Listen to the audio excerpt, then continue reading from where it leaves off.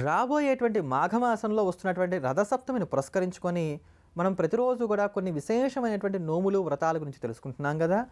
ఆ క్రమంలో ఈ రోజున తోడబుట్టిన వారందరితో కలిసి నిండా నూరేళ్లు హాయిగా జీవనం సాగించడానికి గాను ఉపకరించేటువంటి నోము గురించి తెలుసుకుందాం.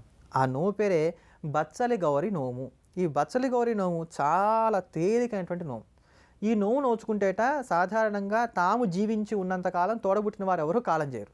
అన్న కానివ్వండి, తమ్ముడు కానివ్వండి, అక్క కానివ్వండి, చెల్లెలు కానివ్వండి, ఎవరైనా సరే తాము జీవించి ఉన్నంతకాలం కాలం చేయకుండా ఉంటారు. అందువల్ల మనక్లేశం ఏర్పడకుండా ఉంటుంది. అంతేగాక ఆత్మీయులు అయినటువంటి బంధువర్గం ఎవరైతే ఉన్నారో అత్తగారు కానీ, మామగారు కానీ, భర్త కానీ, పిల్లలు కానీ, ఇట్లాంటి వారు కూడా కాలం చేయకుండా జీవించి ఉంటారు. మనం జీవించున్నంతకాలం వాళ్ళు కూడా జీవించి ఉంటారని చెప్పని ఈ నోముకి ఫలశ్రుతిగా చెప్పారు. అందుకనే బంధువులతో ఆనందంగా జీవించాలి, ముఖ్యంగా తోడబుట్టిన వారితో ఆనందంగా జీవించాలనుకునేటువంటి వారందరికీ కూడా ఇప్పుడు మనం చెప్పుకోబోతున్నటువంటి బచ్చల గౌరి నోము చాలా విశేషంగా ఉపయోగపడుతుంది. చాలా తేలికైన నోము కూడా ఇది.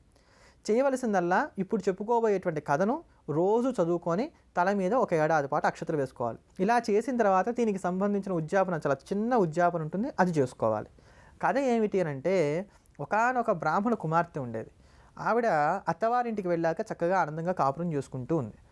ఆ కాపురం చేసుకుంటున్నటువంటి ఆమెను పుట్టింటికి తీసుకెళ్ళడానికి కానీ అన్నగారు వచ్చారు. ఏదో పండగ వచ్చింది, పండగ సందర్భంగా మా చెల్లెలు మా ఇంటికి వస్తే బాగుంటుంది కదా అని అన్నగారు వచ్చి తీసుకెళ్ళడానికి వచ్చారు. వస్తే అన్నయ్య నువ్వు కూర్చో, చక్కగా నీకు కావాల్సినవన్నీ కూడా ఉండి పెడతాను, భోజనం చేశాక వెళ్దాంలే మన ఇద్దరం కలిసి అని చెప్పని అనేకమైన వంట పదార్థాలని చేసినట్టు పప్పు, కూరలు, పచ్చళ్ళు చక్కగా అన్నీ వండింది. పులుసు కాస్తోంది. ఆ పులుసు కాస్తూ అందులో పోపు పెట్టుకోవడానికి కానీ అవసరం కదా అని చెప్పని అన్నని కేకేసి కాస్త దొడ్లోకి వెళ్ళి కరివేపాకు కోసుకురా అని చెప్పింది. ఈ అన్నగారు దొడ్లోకి వెళ్ళారు, కరివేపాకు కోస్తున్నారు. ఎక్కడి నుండి వచ్చిందో కానీ బుసలు కొడుతూ పెద్ద పాము వచ్చి అన్నగారిని కాటేసింది. అలా కాటేసేసరికి ఆయన నురుగులు కక్కుతూ నేల మీద పడిపోయాడు. చుట్టుపక్కల వాళ్ళందరూ ఇది చూసి అయ్యయ్యో అని చెప్పని అక్కడ అందరూ చేరారట. ఈ యొక్క కేకలన్నీ విని ఈవిడ కూడా పరిగెత్తి వెళ్ళి చూసి అన్న దుస్థితికి బాధపడిపోతూ ఉంటే ఒక ముదుసలి ముత్తైదవ వేషంలో పార్వతీదేవి అక్కడికి వచ్చి, అమ్మాయి నువ్వు బాధపడకు, ముందు ఇంట్లోకి వెళ్ళి బచ్చల గౌరి నువ్వు నోచుకొని ఆ అక్షతలు తీసుకొచ్చి మీ అన్న తల మీద వెయ్యి, ఇతను లేచి కూర్చుంటాడని చెప్పింది. సరేనని చెప్పి అమ్మాయి అట్లానే ఇంట్లోకి వెళ్ళి బచ్చల గౌరి నువ్వు నోచుకొని ఆ అక్షతలు తీసుకొచ్చి అన్నగారి మీద వేయగానే ఆయన సజీవుడే లేచి కూర్చున్నట్ట. అందుకనే ఈ బచ్చల గౌరి నువ్వు నోచిన వారి యొక్క అన్నదమ్ములు ఎవరికి కూడా ప్రమాదాలు వాటిల్లవు, రావు అని చెప్పని ఈ వ్రత కథ మనకు తెలియజేస్తోంది. ఇలా ఈ కథ రోజు చెప్పుకోవడం, తల మీద అక్షతలు వేసుకోవడం అనేది రథసప్తమి మొదలు మళ్ళీ రథసప్తమి వరకు ఖచ్చితంగా పాటించుకోవాలి. ఇలా ఒక ఏడాది పాటు చేసినట్లయితే ఈ వ్రతం పూర్తవుతుంది. ఈ వ్రతానికి మొదట్లో కానీ, చివరిలో కానీ, మధ్యలో కానీ ఒక మంచి రోజు చూసుకొని ఎప్పుడంటే అప్పుడు మనం ఉద్యాపన చేసుకోవచ్చు. ఉద్యాపన కూడా చాలా తేలిక. వెండి బచ్చల గింజ, అలానే బంగారు బచ్చల గింజ, ఈ రెండు కూడా తయారు చేసుకోవాలి. నిజమైనటువంటి బచ్చల గింజ ఉన్నటువంటి చిన్న కొమ్మ తెచ్చుకొని గౌరీ దగ్గర పెట్టుకొని పూజ చేసుకొని ఈ వెండి బచ్చల గింజ, బంగారు బచ్చల గింజ మన శక్తిని బట్టే ఎంత చేయగలుగుతాం అంతే చేసుకోవచ్చు. చేసుకొని ఒక ముత్తైదుని ఇంటికి పిలిచి ఆవిడకి భోజనం పెట్టి రవికల బట్ట, అలానే చీర, కాస్త మనకు శక్తి ఉన్నట్లయితే కనుక మంగళసూత్రాలు, మట్టెలు, శక్తి లేకపోతే కనుక పండు, తాంబూలం, సౌభాగ్య ద్రవ్యాలు, కాస్త పసుపు, కుంకుమ, కాటుక, గాజులు, ఇట్లాంటి సౌభాగ్య ద్రవ్యాలన్నీ పెట్టి ఈ వెండి బచ్చలి, అలానే బంగారు బచ్చలి, నిజమైన బచ్చల గింజ ఏవైతే ఉన్నాయో ఇవన్నీ కూడా వాయనంలో పెట్టి ఇవ్వాలి. ఇంతే ఉద్యాపన. ఇలా చేసుకున్నట్లయితే కనుక బచ్చల గౌరీదేవి యొక్క అనుగ్రహం కారణం చేత పచ్చగా అన్నదమ్ములతోటి, తోబుట్టలతోటి 10 కాలాల పాటు వర్ధిల్లడానికి ఆస్కారం ఏర్పడుతుందని చెప్పని ఈ కథ మనకి తెలియజేస్తుంది. ఇటువంటి మరిన్ని విశేషమైనటువంటి విషయాలు తెలుసుకునే ముందుగా బుధవారాన్ని పురస్కరించుకొని విష్ణు సహస్రనామ స్తోత్రాన్ని శ్రవణం చేద్దాం. మహావిష్ణువు యొక్క కటాక్షాన్ని పొందుదాం.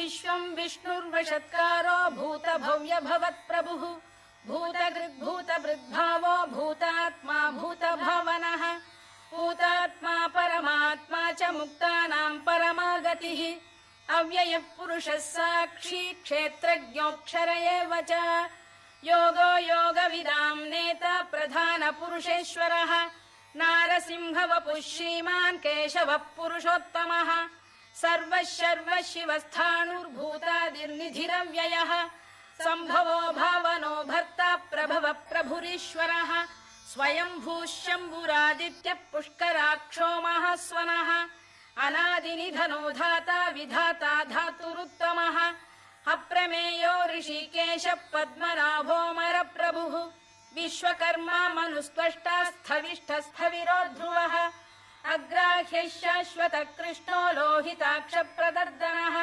ప్రభూతస్త్రికకుబ్ధామ పవిత్రం మంగళం పరం ఈశాన ప్రాణద ప్రాణో జ్యేష్ఠ శ్రేష్ఠ ప్రజాపతిః హిరణ్యగర్భో భూగర్భో మాధవో మధుసూదనః ఈశ్వరో విక్రమీ ధన్వీ మేధావీ విక్రమక్రమః అనుత్తమో దురాధర్ష్య కృతజ్ఞ కృతిరాత్మవాన్ సురేశ శరణం శర్మ విశ్వరేత ప్రజాభవః అధ సంవత్సరో వ్యాళ ప్రత్యయ సర్వదర్శన